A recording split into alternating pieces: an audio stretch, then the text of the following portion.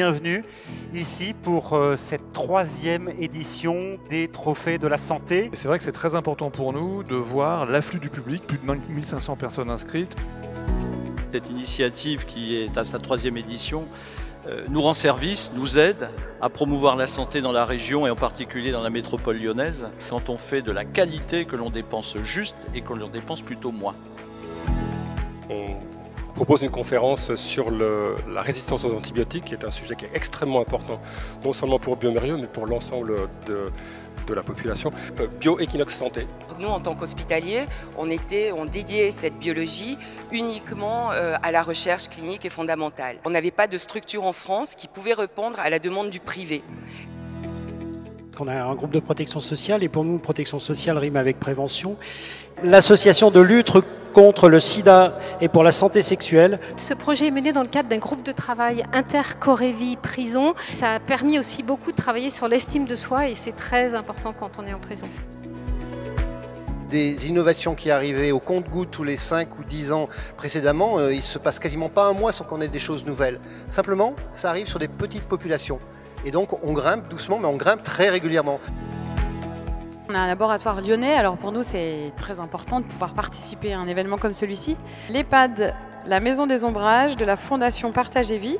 Nous accueillons pas juste une personne âgée en situation de fragilité, mais nous accueillons toute une famille dans notre maison à une étape cruciale de leur vie de famille, dans une phase ultime d'une vie, dans une situation d'une particulière fragilité. La vraie écoute chez nous, c'est privilégier la relation.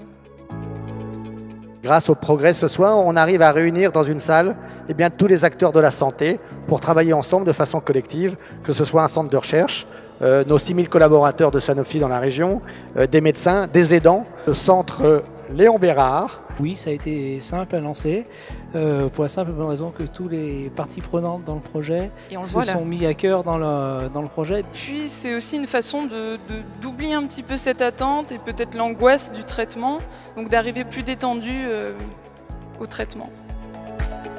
Les 2 grandes avancées de ces 10 dernières années, mais qui sont en fait très présentes maintenant dans nos services, de ce que sera le traitement du cancer, ce qu'est le traitement du cancer aujourd'hui et ce que sera le traitement du cancer demain. Il faut que les médecins libéraux s'investissent plus. On peut dialoguer avec les patients, on peut faire connaître les outils, on peut essayer de s'organiser, de faire des passerelles.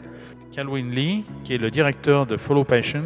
Il faut qu'on garde à l'esprit que des applications sont avant tout des outils. Et le nôtre, c'est un outil de communication entre soignants et patients. Et c'est parce que les soignants et les patients s'engagent que la prise en charge est meilleure.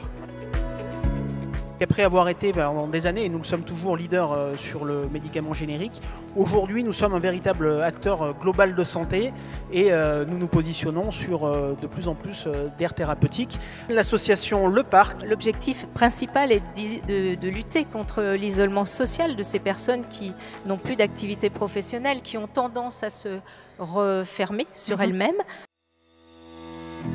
Soins et santé évolue depuis plus de 46 ans dans le domaine de l'hospitalisation à domicile.